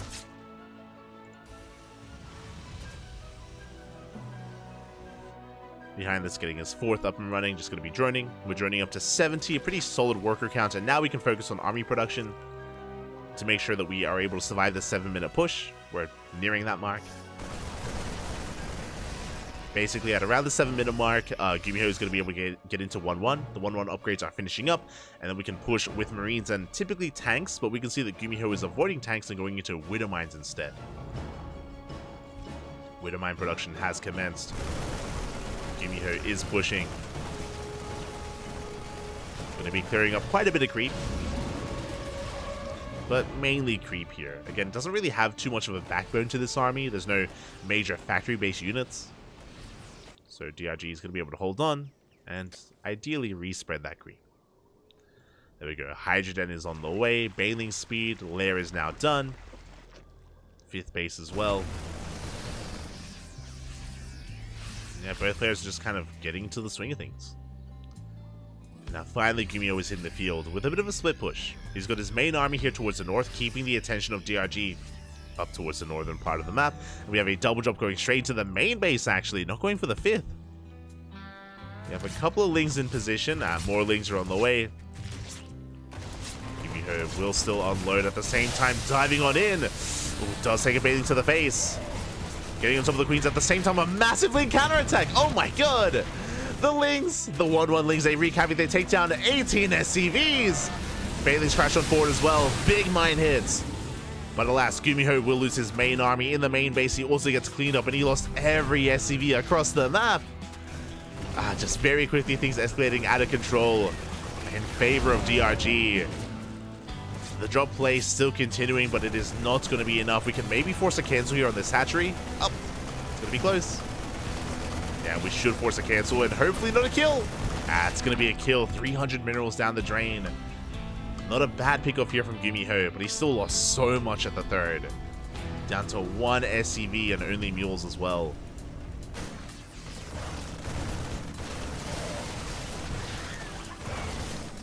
Got that, wouldn't mind.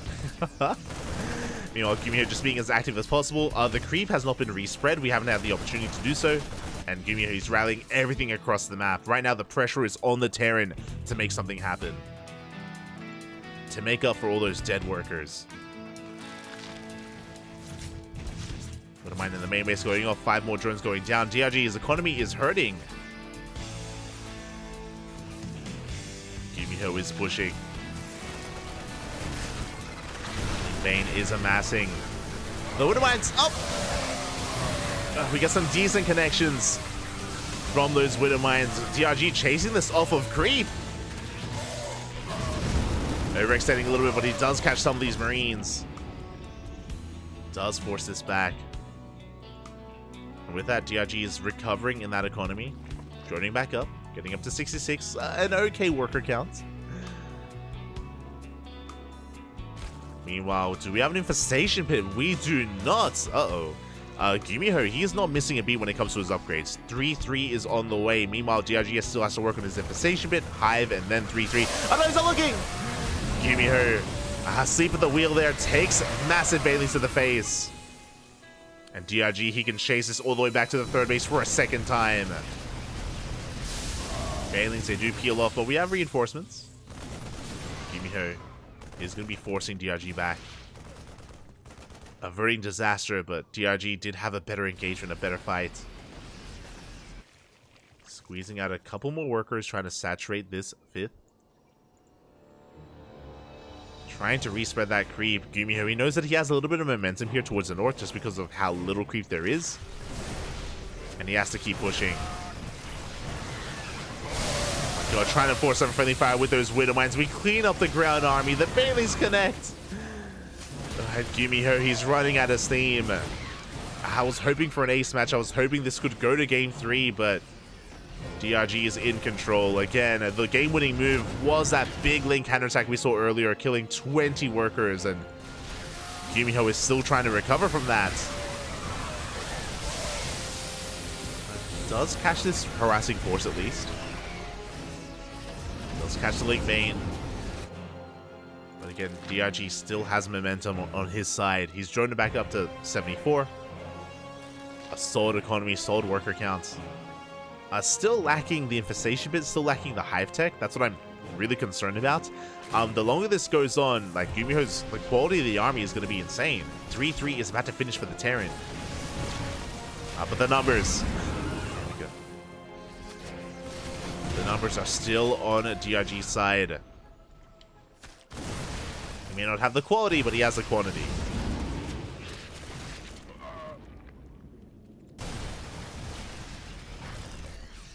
He does force back the army. There we go. Now the infestation bit's on the way. This is very late from DRG. 3-3 is done. There we go. We get on top of the Marauders. We get on top of the Medivacs, more importantly. Medivacs are going to be going down. We will lose the Hydras, though. Gumiho is going to be pushing, and this is dragging DRG a little bit out of position. Thankfully, he does keep an army here towards the north. Is that looking? Once again, we catch some of these Marines. We catch out the army. And GG gets called. Gumiho knows that he just doesn't have enough. He ran out of steam. And DRG will take the series 2-0, advancing on to the qualifying match. GG. GG, well played. I was hoping for an ace match, regardless of whether it went the way of Gumiho or DRG. I was hoping to get a little bit more out of these two players, but unfortunately, did end here in a 2-0. Congratulations to DRG, of course, for advancing on. My condolences to Gumiho. Game 1 was brutal. Game 1, the writing was kind of on the wall with the first push, and it was a little bit similar here actually as well in game number 2, where we had kind of built up towards this big 7-minute attack, if you remember, from Gumiho. And when he committed for it, he just wasn't set up to defend back at home, or he wasn't expecting a massive link counterattack. And specifically because DRG had rushed into 1-1, his links were that much more deadlier as well. It didn't take long at all for them to just annihilate the mineral line. And suddenly Gumiho was all in. Suddenly he was committed. He had to be, because he had lost so much back at home. And DRG, he was able to recover. Or DRG, he was able to survive, able to deflect the aggression without losing too much, and able to overwhelm Gumiho in the end. GG, well played. With that, we have one series left. It all comes down to this. A big shout out to Horse Local in the chat. Quack, Bobby, quack. 11 months, almost a year of support. Thank you so much for supporting us. Thank you so much for resubbing as well. Quack, Bobby, quack. Hope you enjoy the content as we are nearing the end of the broadcast. A bit of a shorter one here today. We're nearing the 2-hour mark, and usually our broadcasts are like 3 to 4 plus hours. But yeah, one series left here in the qualifier. You know, a bit of a smaller qualifier just because we had so many invites. It all comes down to Classic and DRG. Oh boy.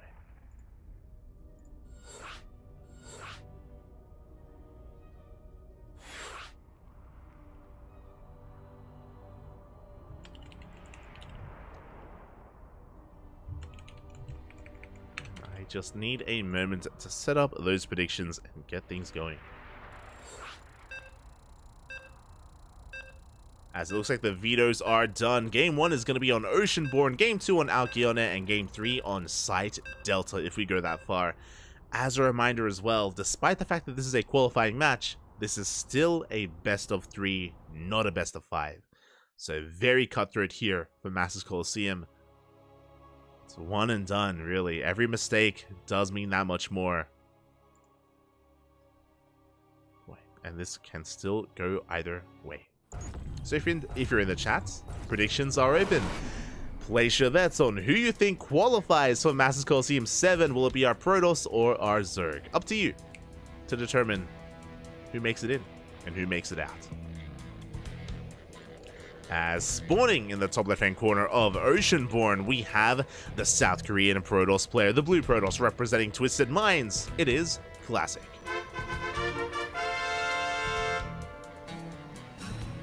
And spawning in the bottom right-hand corner, we have his opponent. We have the South Korean Zerg player, the red Zerg, currently teamless, looking for a team deserving to be on the team. It is DRG. The one true Dom. Let's go.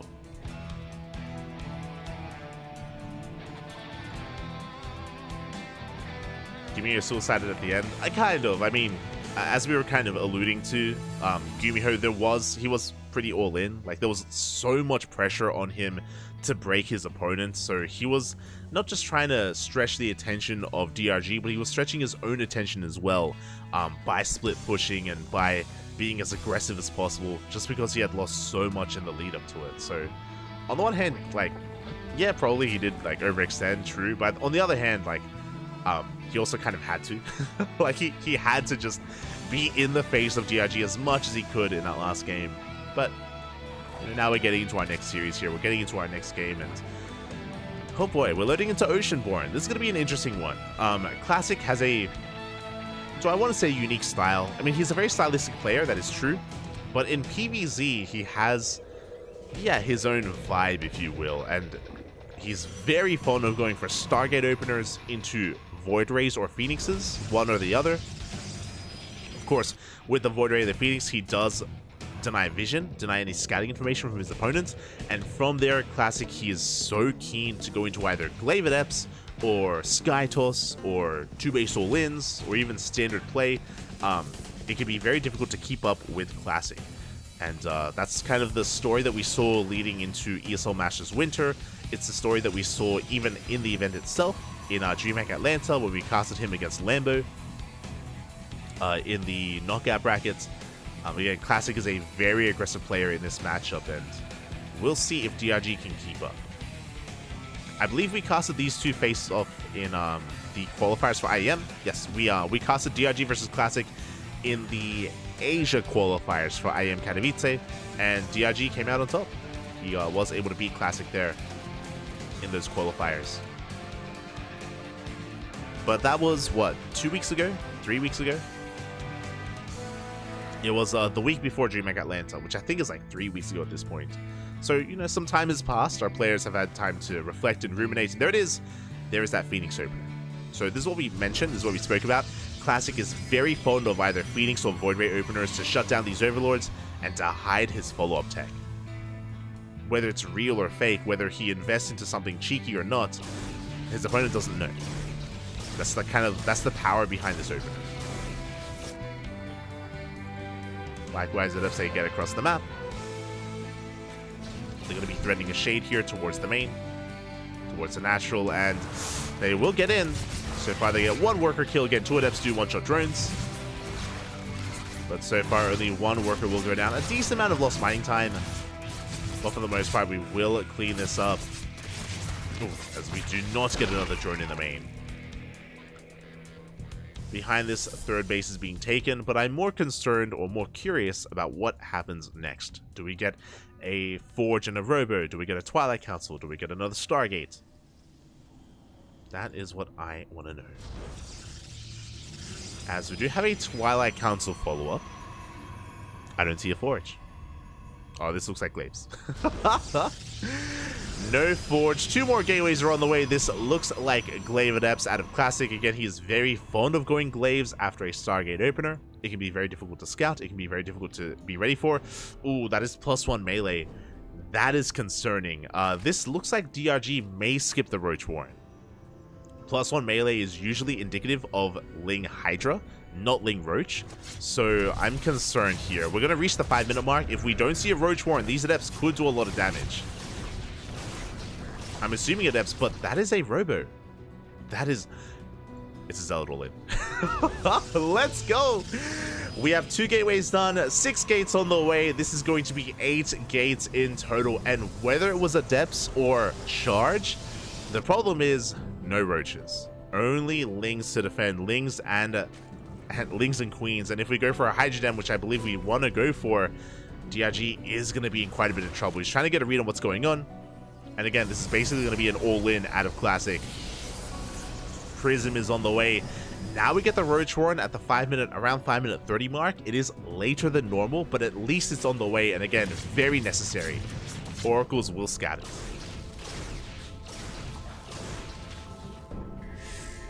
We're going to even go for stasis. Up! Did you pull back in time? Thankfully, you pull back in time. Behind this, Ling's going to be threatening that third. This is going to be a bit of a tell, as a couple of Zealots are revealed. Lack of Stalkers as well. So, very important scout from DRG. He doesn't have the entire, puzzle, but he has a piece. He has a piece of the puzzle to try to piece together what is happening.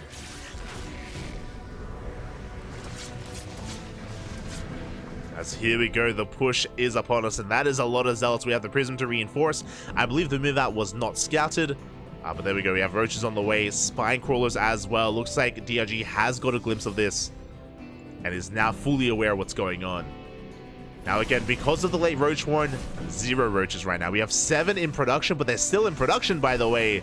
DRG is woefully underprepared. The Zealots, they get in, big stasis trap into the mineral line, catching so many drones, and the Roach Warren is gonna fall. 7 Roaches is all that DRG has to work with, and we have an overwhelming army. Good positioning here on the ramp, though. I'm loving the positioning. I'm loving the choke point. But the Zealots are still breaking through. GG gets called. It's just too much damage, and Classic will take game number 1. GG. And again, this is very Classic-esque. If you've been watching Classic recently, if you've been tuning into the CranKy Ducklings, you would know that Classic is all about, again, going for that initial Stargate, denying vision, and then going for something crazy behind it. He's very aggressive in PvZ and very unpredictable as well. Not just that, on top of that, DRG did cut corners. It was a very late Roach Warren. Very late. It looked like a reactive Roach Warren, actually. Remember, I'm pretty sure, I could be mistaken, but I'm pretty sure DRG only threw down the Roach Warren after he saw the lack of Stalkers at the third. Which again, was just a really late scout, really late reaction, and because of that, he only got 1 wave of Roaches, only 7 Roaches, and they were still in production when the army arrived. And it was just, DRG cutting too many corners, especially when he didn't know what was happening. That's the big thing there. DRG, he was being denied scouting, and he still decided to delay that Roach Warren anyway, instead of playing safe. He had an option there. He had the option to play safe if he wanted to. He opted not to, and he was, again, caught with his pants down by his opponent. And that is game 1 in the books, and now we're getting into game number 2. And spawning in the bottom left-hand corner of Alkione, we have our South Korean Protoss player, the Blue Protoss, representing Twisted Minds, leading the series 1-0. It is Classic. And spawning in the top right-hand corner, we have his opponent. We have the red Zerg. Currently teamless. Oh, down in the series. He needs to fight back here and now. It is DRG. And I would not be surprised if Classic goes for a Stargate opener into Phoenix again. And this time goes for something different. Instead of going for a charge all-in with 8 gateways, he could go into Glaives, or again, double Stargate Void Ray, or double Stargate, yeah, Sky Toss, or anything else.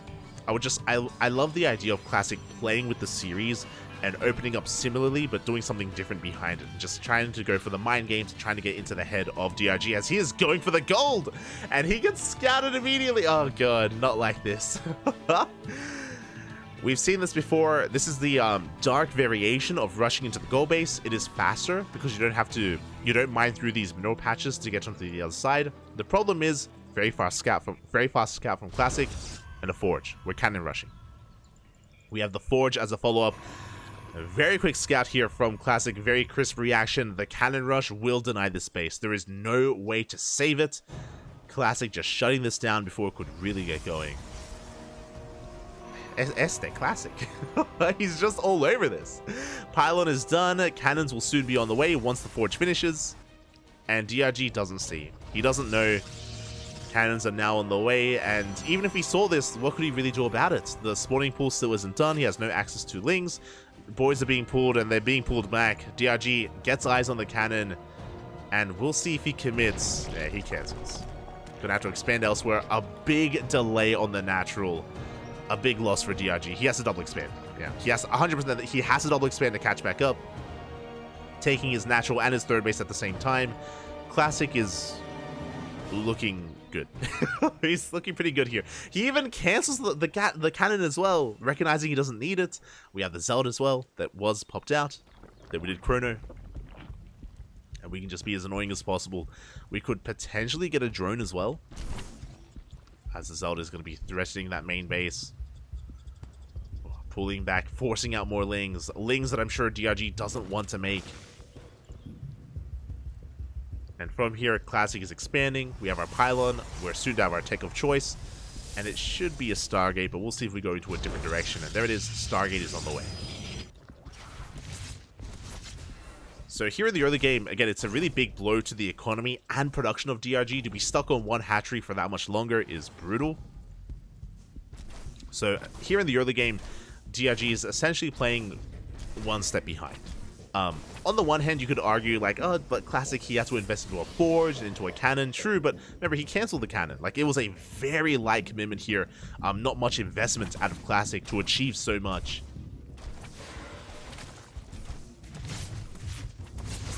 As the Adepts have arrived, they deny mining here. They force back those drones. 2 Adepts, one-shot drones. So, again, we just force even further delayed mining here for DRG. Lings have arrived, and they're going to be going us around. They do dive on top of the Zealots. Not a bad pickoff. And behind this Stargate opener, not into a Phoenix, we're going into an Oracle. Okay, it's going to be Oracle first here from Classic. Something looking a lot more standard. Should be a triple Oracle opener into a third.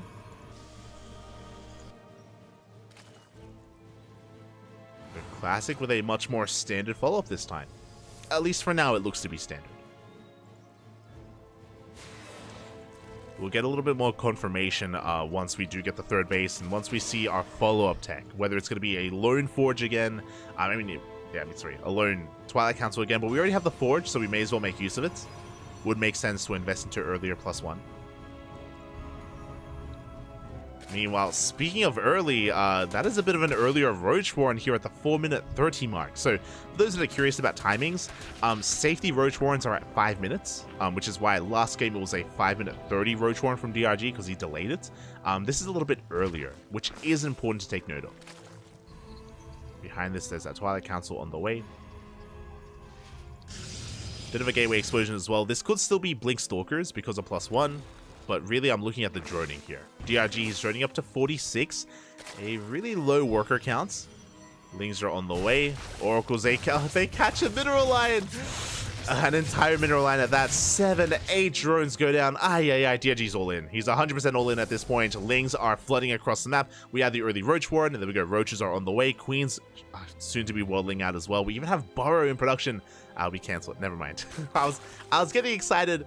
We cancel Burrow. We realize that we need as many roaches as possible, and we are just sending it across the map. 100% all in here from DRG, and we'll see if he can break Classic. Classic does get eyes on all these Lings. Shield batteries are on the way. Good force field. Oh my god, catching so many Lings. Oh, not a good start. Not a good start for the Zerg player, as how many Lings do we bleed out? I'm afraid to look. 13 Lings go down for free, essentially. And we have 28 left. Almost half those Lings. Queens are waddling. Ravagers are on the way. How many shield batteries do we have? 2, 3 shield batteries. Cannons as well. +1 about to finish up. Now, DRG still has potential. It still has potential with this. As we keep on pushing. We have those Ravagers to do with the force fields. But there's just still so much stack defense. Force fields are thrown down. Lings are going to be engaging. They get on top of the sentries, and every sentry is going to be going down. We do force the overcharge. The cannons finish up just in time. GG gets called. There is no breaking this third base. And Classic will take the series 2-0, qualifying for Masters Coliseum number 7. GG. GG, well played. Classic, oh my god, in full control of that entire series here. Game 1, again, was a little bit spicier with Classic going for the all-in. Game number 2, DRG was trying to be spicy, going for that goal-based rush, rushing into that goal as is natural, but Classic, he was so quick to scout, to react, to punish it as well, and just like that, Classic shut it down and forced an all-in. Forced the all-in out of DRG. Even before DRG had lost all those drones, the 8 workers at the third base, he was already committing. We already saw the fast Roach Warren. We already saw the Lings in production. Like, he was already going down that path, and he could not sustain himself either after losing all those workers. GG, well played. Congratulations. Congratulations to Classic. My condolences to all the fallen players here. My condolences to Gumiho, to Nightmare, to Ryung, DRG, to the big names, Creator. Let's not forget Creator as well. To the big names that did fall here today. GG. GG. Oh, hello. Wormsick, you arrived at the end, Papi. Ah. And with that, we have another qualified player. Speaking of, we can also quickly have a look at... We can have a look at the Wikipedia page itself. And there we go. Okay, so we have our qualified player here. This is going to be Classic. He's going to be joining, I believe, he's going to be joining Firefly and Trigger. Firefly and Trigger. Oh, all Protoss so far. Firefly and Trigger. Firefly did qualify through the Asia qualifier, and Trigger qualified through Americas. Both of those qualifiers were casted here on the CranKy Ducklings, so if you're curious, VODs are on Twitch. So you can tune into those VODs if you're interested. Otherwise, let's quickly have a look at the main event here. Again, just to quickly go over this, just because I know there were some people that were asking about who was already invited. These are the invited players. We have Hero and Max Packs for the Protoss. We have Bunny, Bjorn, Clem, Cure, Maru, and Oliveira for the Terrans. It's a lot of Terran representation here in Master Coliseum. And then we have the Zergs, Dark, Serral, Shin, and Solar. So those were the invited players. These were based on WTL and Kung Fu Cup performances. So based on their performances, they accumulated points over the course of the season, over the course of the last 3 to 4 months.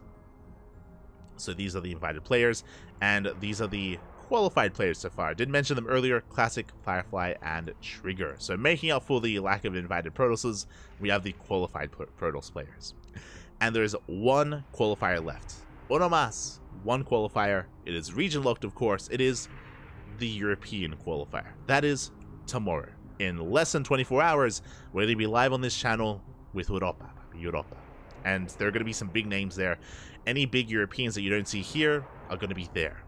Players like skillless players like Showtime, Rainer, Hero Marine, Spirit as well, and many others. Many others are all going to be a part of the European qualifier. Again, only one makes it out. Now, if you follow the trends, we should be getting another Protoss. Not ruling out Rainer off racing as Protoss. Kappa, possible. But we'll see. We'll see if we can get some other representation, at least from the qualifiers here, from Europe. We'll see. So yeah, pretty stacked tournament here. Someone mentioned earlier it's going to be a 42k prize pool, I believe, 42,000 USD. Pretty big. It is a premier event, and all 16 players get paid in some way, shape, or form. So again, it is pretty stacked. It is going to be pretty stacked, and the main event begins January 13th. So mark your calendars, January 13th, I believe, up to January 28th. Yes, so it is going to be lasting quite a while.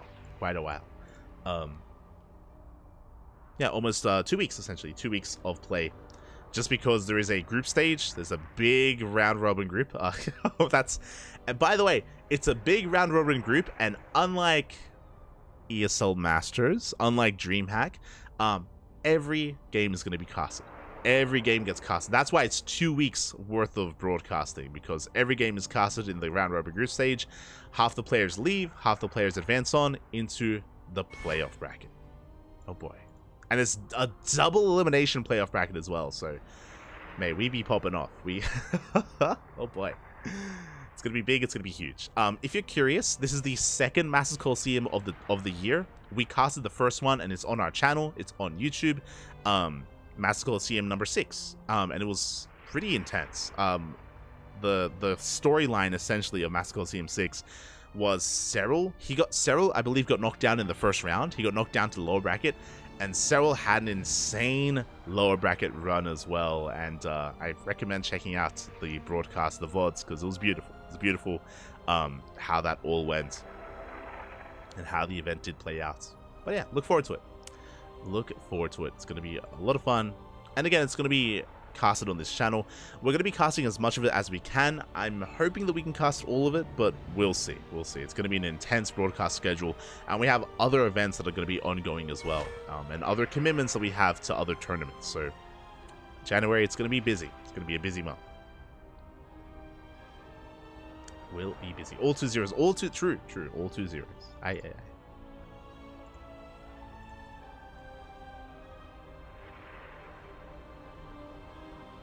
Can be only one. Is